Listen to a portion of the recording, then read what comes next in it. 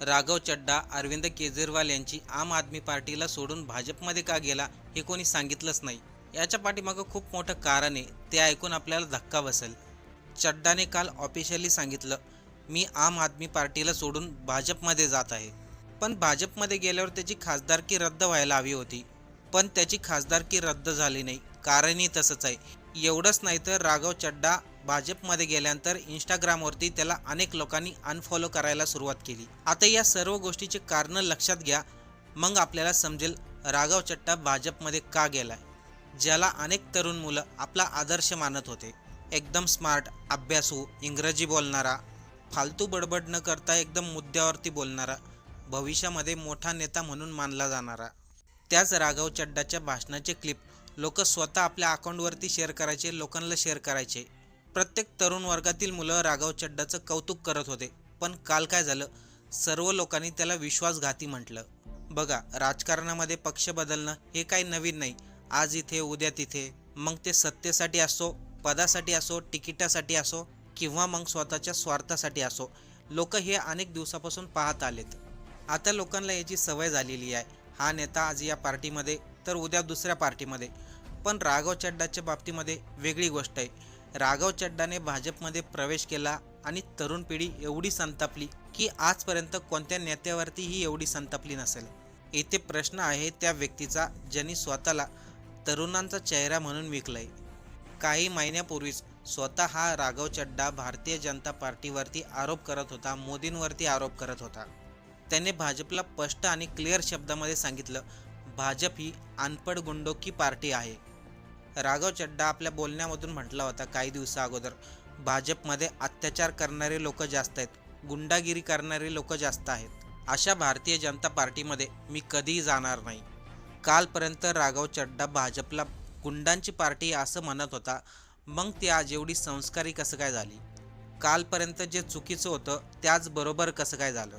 ज्याच्यावरती या चड्डांनी आरोप केले त्याच पार्टीमध्ये जाण्याची वेळ का आली? आता याचं कारण आहे का? हा चड्डा काही दिवसा अगोदर म्हणाला होता, मला कोणीही विकत घेऊ शकत नाही, मला विकत घेतील एवढी रक्कम अजून तयार झालीच नाही, मला आणि अरविंद केजरीवाल यांना कोणीही विकत घेऊ शकत नाही. राघव चड्डाचा तो आत्मविश्वास होता की फक्त अभिनय होता? कारण की आज प्रत्येकजण विचारतोय, राघव चड्डाने जे शब्द म्हटले होते त्याचं काय झालं? ती तत्वे कुठे गेली? तो आत्मसन्मान कुठे गेला? आता प्रत्येकजण म्हणतंय, हा राघव चड्डा तर भाजपचा हमजा अली मजारी निघाला. लोकांना फक्त आकर्षित करण्यासाठी तो मनाने स्क्रिप्ट तयार करायचा.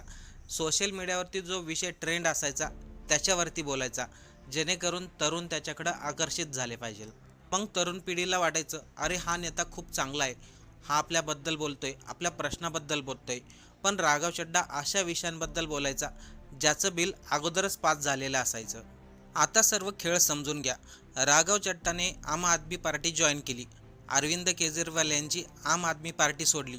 अशा परिस्थितीमध्ये खासदारकी रद्द व्हायला हवी होती, पण ती झाली नाही.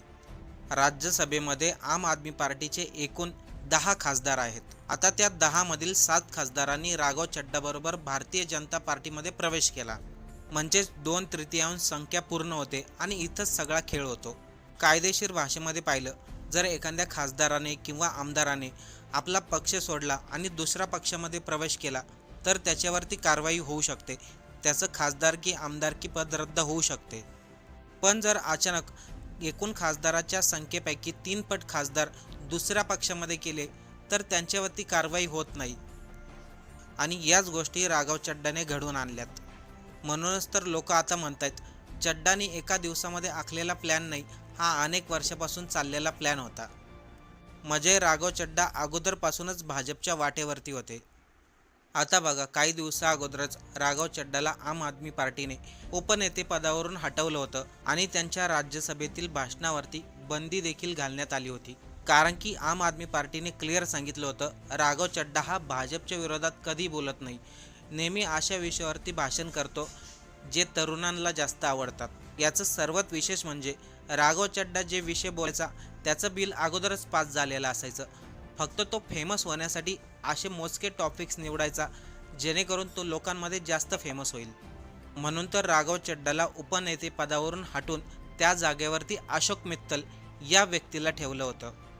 आता अशोक मित्तल हा तो व्यक्ती आहे जो लवली प्रोफेशनल युनिव्हर्सिटीचे संस्थापक आहे आणि त्याच अशोक मित्तलला देखील राघव चड्डाने आपल्याबरोबर घेतलं, म्हणजेच भारतीय जनता पार्टीमध्ये प्रवेश केला. आता अशोक मित्तलला हे करण्याची गरज नव्हती, कारण की त्यांना उपनेतेपद देण्यात आलं होतं आम आदमी पार्टीतर्फे. मग अशोक मित्तल राघव चड्डाबरोबर भारतीय जनता पार्टीत का गेले माहिती आहे का? कारण की काही दिवसापूर्वीच भाजपने अशोक मित्तलवरती ईडीची चौकशी लावली होती. राघव चड्डाची देखील स्वतःची ईडीची चौकशी होणार होती.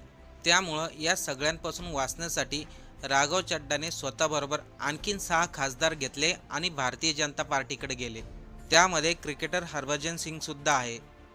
राघव चड्डाने पंजाबचे 7 खासदार भारतीय जनता पार्टीकडे नेले आणि हे सर्व काही एका दिवसात घडलेलं नाही किंवा राघव चड्डा यांचा आवाज बंद केला म्हणून नाही, तर त्यांच्या पाठीमागं ईडी आणि सीबीआय याची चौकशी लागणार होती. आता संपूर्ण अख्ख्या देशामध्ये भारतीय जनता पार्टीला कोण ओळखत नाही. एखाद्या व्यक्तीला आपल्या पक्षामध्ये घ्यायचा असेल तर त्याच्या पाठीमागे ईडी लावायची, सीबीआय लावायची, त्याच्यावरती दबाव टाकायचा आणि नाविलाजाने त्याला आपल्या पक्षामध्ये वळवून घ्यायचं. हे ते कित्येक दिवसापासून चालत आलंय. कारण की कुठलाही नेता लोकसभेत किंवा राज्यसभेमध्ये मोठे मोठे भाषणं केल्याने तयार होत नाही, तर तो नेता तयार होतो संकटामध्ये. कठीण काळामध्ये कोण कोणासोबत उभं राहतं हे महत्त्वाचं असतं. जेव्हा अरविंद केजरीवाल यांच्यावरती अडचणी आल्या, त्यांना चौकशीला सामोरे जावे लागले, त्यांना जेल झाली, अशा संकटामध्ये राघव चड्डा त्यांच्या पाठीशी उभा राहिला नाही. त्याऐवजी तो परदेशामध्ये निघून गेला. म्हणजे राघव चड्डा अगोदरपासून भाजपचं काम करत होता, पण हे कोणाच्या लक्षात आलं नाही. आम आदमी पार्टीच्या जेव्हा लक्षात आलं तेव्हा त्याला उपनेते पदावरून काढून टाकण्यात आलं आणि आता त्यांनी क्लिअर दाखवून दिलं, आपण भारतीय जनता पार्टीबरोबर आहोत. म्हणजे एक प्रकारे लोकांना मूर्खात काढलं. स्वतःला फेमस करायचं म्हणून भारतीय जनता पार्टीवरती आरोप केले आणि त्यांच्याच बरोबर आता जाऊन बसलेत. आज सोशल मीडियावरती प्रत्येक व्यक्ती राघव चड्डाबद्दल लिहित आहे. जितकी इज्जत राघव चड्डाने कमवली ती इज्जत त्याने काही सेकंदामध्येच गमावली. खास करून तरुण मुलं राघव चड्डाला भरपूर प्रमाणामध्ये ट्रोल करत आहे आणि त्याला नावं देखील ठेवत आहे.